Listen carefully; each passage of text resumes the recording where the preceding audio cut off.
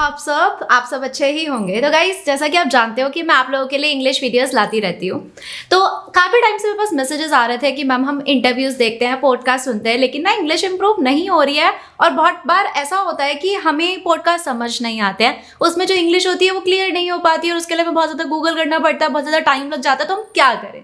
तो उसके लिए मैंने सोचा कि आपके लिए कुछ करना चाहिए। तो मैं अब आपके लिए क्या करने वाली हूँ, मैं आपके लिए एक पॉडकास्ट का ब्रेक डाउन करने वाली हूँ। और बहुत ही फेमस पर्सनालिटी है हमारे इंडिया में, आपने सुना होगा उनका नाम, वो है रणवीर अलाहाबादिया। तो उनके पॉडकास्ट को मैं ब्रेक डाउन करूंगी, जहाँ पे आप बहुत कुछ सीखोगे।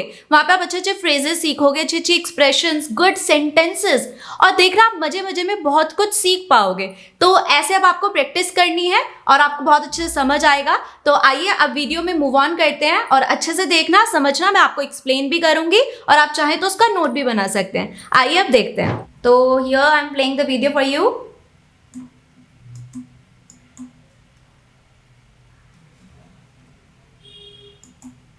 Yes.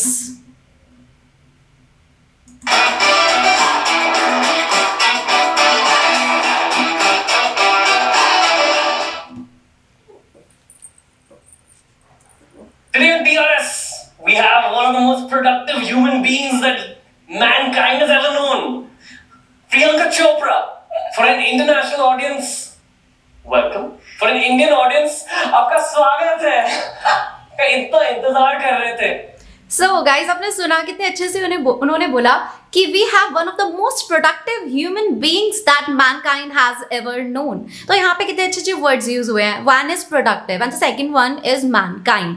तो प्रोडक्टिव का मतलब होता है जिसने कुछ अच्छा काम किया हो। हियर प्रोडक्टिव की सेंस है कि इन्होंने इतनी अच्छी अच्छी हमें हिट फिल्म्स दी है, तो प्रोडक्टिव वर्क किया है, राइट। ये प्रोड्यूस वर्ड से बना है, जैसे क्रॉप प्रोडक्शन होता है ना, अच्छा प्रोडक्शन होना, बहुत ज्यादा पैदा होना फसल का, ऐसे प्रोडक्टिव वर्क इन्होंने किया है।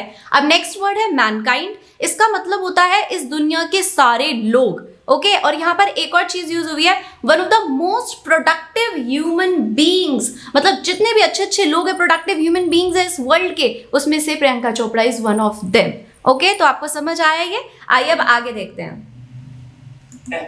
हम सारे Indians welcome. Thank you so much, Ranveer. Thank you for having me back. I have so much to say to you, which I'll finally offload now. Please. So again, अब देखो, अब प्रियंका चोपड़ा बोलती है, क्योंकि उन्होंने वेलकम किया है तो वो बोलती है thank you for having me back. मतलब she was there earlier also, वो यहाँ पर पहले भी आई है, अब ये सेकेंड टाइम आई है, तो she said thank you for having me back. अब इसके बाद रणवीर क्या कहते हैं, वो कहते हैं I have so much to tell you. अब देखो, मैंने टेल बोला है लेकिन उन्होंने टेल नहीं बोला, उन्होंने बोला है ऑफलोड। अब ऑफलोड का मतलब होता है कि बताना, मेरे को बहुत कुछ बताना है आपको। ऑफलोड वर्ड यूज किया है, बहुत अच्छा वर्ड है, याद रखना, make a note of this word. अब आइए आगे देखते हैं। I've been waiting for this. Anticipation is built to high levels. Now she said please do, I have been waiting for this. Please बताओ तुम्हें क्या बताना है। I have been waiting for this. अब ये प्रेजेंट परफेक्ट कॉन्टिन्यूस टेंस है, वो बोल रही है कि मैं इसके लिए वेट कर रही हूँ, मतलब कुछ देर से वेट कर रही है, वो पास्ट से वेट कर रही है और अभी भी वेट कर रही है, तो बता दो। उसके बाद वो बोलती है anticipation has been built to high level. अब यहाँ पे एंटिसिपेशन का मतलब क्या है? Great feeling, excitement, you want to know कि क्या होने वाला है, क्या बताने वाला है, एंटिसिपेटेड, ओके, एक्साइटेड है वो। तो उसके लिए यही बोलती है कि अब एंटिसिपेशन बहुत ज्यादा हो गया, बता दो। अब आइए आगे देखते हैं। You and your podcast with us was a turning point in the whole podcast journey.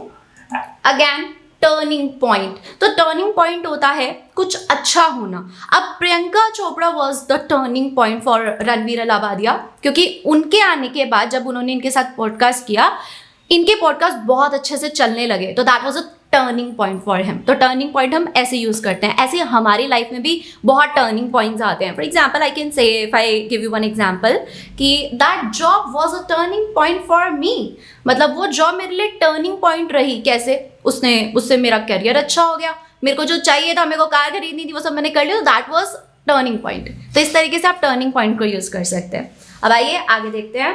And fortunately, we had first movers advantage for doing the podcast in India because podcasting was the culture back. That's true. Again, first movers advantage का मतलब होता है कोई company, कोई इंसान जो चीज़ को सबसे पहले शुरू करे और उसमें वो सक्सेसफुल भी हो जाए, उसे बोलते हैं फर्स्ट मूवर्स एडवांटेज। तो पॉडकास्ट में फर्स्ट मूवर एडवांटेज रणवीर को जाती है, उन्होंने ये शुरू किया और successfully he is doing. I was right at the precipice of it. Yeah, and whenever someone asks me what my favorite podcast was or my favorite guest, and फिर ये प्रियंका चोपड़ा रिप्लाई करती है, that was right at the press bit of it. अब देखो, at the press bit of it का मतलब है a slight, क्योंकि हमारे इंडिया में ना ये कल्चर नहीं था पॉडकास्ट का, तो वो अग्री करती है और वो बोलती है कि हाँ बहुत ही थोड़ा बहुत था, कम लेवल पे था, a press bit of, okay, a press bit of it, ये है, इस तरीके से इन्होंने यूज किया। तो आप देख रहे हो कितने अच्छे अच्छे ये वर्ड्स यूज करते हैं, हमारे दिमाग में भी काफ़ी चीज़ें आती हैं, हम भी सीखते हैं, इसलिए पॉडकास्ट देखना इज़ वेरी इंपॉर्टेंट, उसको समझना बहुत ज़रूरी है। आइए अब आगे देखते हैं। first I say you, I love and being a favorite.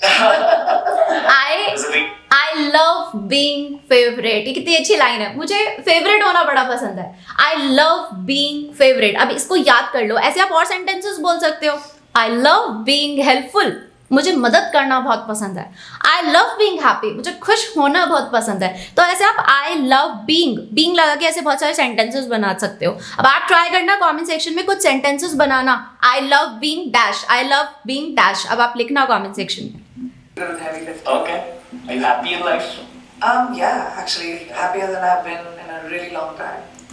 Now Ranveer Allahabadia asked, are you happy in life? तो प्रियंका चोपड़ा क्या बोलती हैं कि yeah actually happier than I have been in a really long time. वो बोलती है कि happier, she used the word happier which is a comparative degree, she didn't say happy, she said happier, मतलब वो पहले से ज़्यादा खुश हैं, काफ़ी समय में वो पहले से अब ज़्यादा और ज़्यादा खुश है, in a really long time. Happier use किया है, do remember, which is a comparative degree. आगे देखिए। Okay. Why do you say that? I think I reached a place where I stopped struggling with the things that I did when I was younger.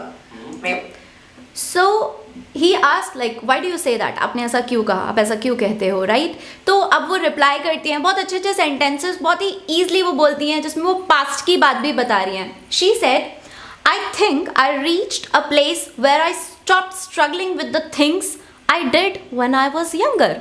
मतलब अब उन्होंने struggle करना बंद कर दिया चीज़ों के साथ, जो पहले वो छोटी थी उस टाइम पे बहुत करती थी। डिड का यूज़ हुआ है for past, right? I hope आपको ये समझ आ रहा है। फिर भी आप टेंसेस की वीडियोस भी चेकआउट कर सकते हो गाइस, चैनल पे है, अगर आपको और अच्छे से समझना है। आइए अब आगे देखते हैं, अच्छे से सुनते हैं अब इनकी लाइंस वो कैसे बताती है कि why she is happy. maybe it's maturity, maybe it's being on the other side of 35, I guess, and maybe it is just having my feet on the ground and a little bit more stable ground. But I think I'm not running as fast as I was. I am thinking about the steps I take. I'm in a really comfortable, content place when it comes to my life, and the choices that I'm making are mine and are not defined by other people or the validation that I probably needed when I was younger. So I think that's made me a little bit more happy and calm. Yes, so अब आपने ये sentences सुने, इन्होंने काफ़ी अच्छे से बोला है कि एक तो इन्होंने एक लाइन बोली है कि it's being on the other side of 35, मतलब इट्स अबव 35। तो अब वो उस एज पे पहुंच गई है, उस मेच्योरिटी पे पहुंच गई है कि she is happy, she is calm, she is peaceful, right? फिर वो बोलती है I am not running as fast as I was. यहाँ पर उन्होंने पास्ट से बताया कंपेयर करके, राइट? अब वो इतना नहीं दौड़ रही है जितना वो पास्ट में बहुत दौड़ती थी चीज़ों के लिए, स्ट्रगल था, ठीक है? She is not running as fast as she was running in the past, right? Next she said I am really in a comfortable content place. It is content, not content. When we say content, it means some, like I am showing you this is content. Content means you're happy, you're satisfied, you're calm. This is content. The pronunciation का difference है, although the spelling is same, meaning is different, right? तो वो comfortable content place पर है।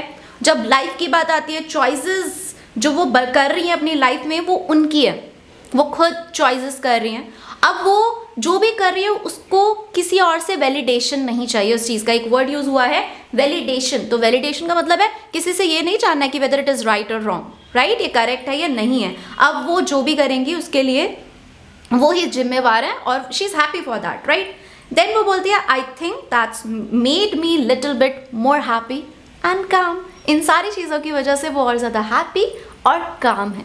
तो बहुत अच्छे से इन्होंने आंसर दिया है और काफ़ी अच्छे अच्छे वर्ड्स इसमें यूज़ हुए हैं। तो गाइज़ अगर मैं आपसे बात करूँ तो आपने इसमें क्या क्या सीखा, तो अभी आपको याद आना चाहिए।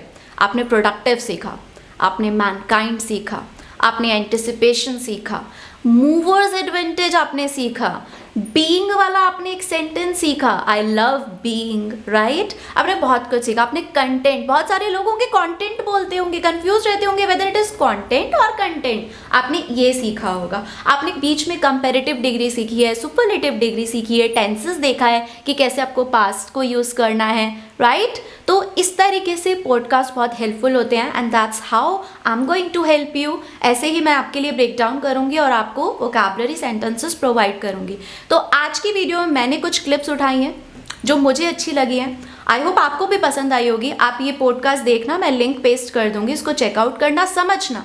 और मैं इस वीडियो का पार्ट 2 भी आपके लिए लाऊंगी अगर आप मुझे बताएंगे कि आप कुछ और समझना चाहते हैं। तो अब आपको क्या करना है, कमेंट करना है, मुझे बताना है did you find this video helpful and interesting. If yes तो मैं आपके लिए पार्ट 2 भी लाऊंगी और आप मुझे बताना कोई क्वेरी है, कोई पर्टिकुलर क्लिप आप चाहते हो मैं एक्सप्लेन करूँ, तो I will definitely do that. और आई होप आपको ये वीडियो अच्छी लगी है। तो अब हम पार्ट 2 में मिलेंगे और ऐसे ही आप इंग्लिश की प्रैक्टिस करते रहिए। Thank you so much.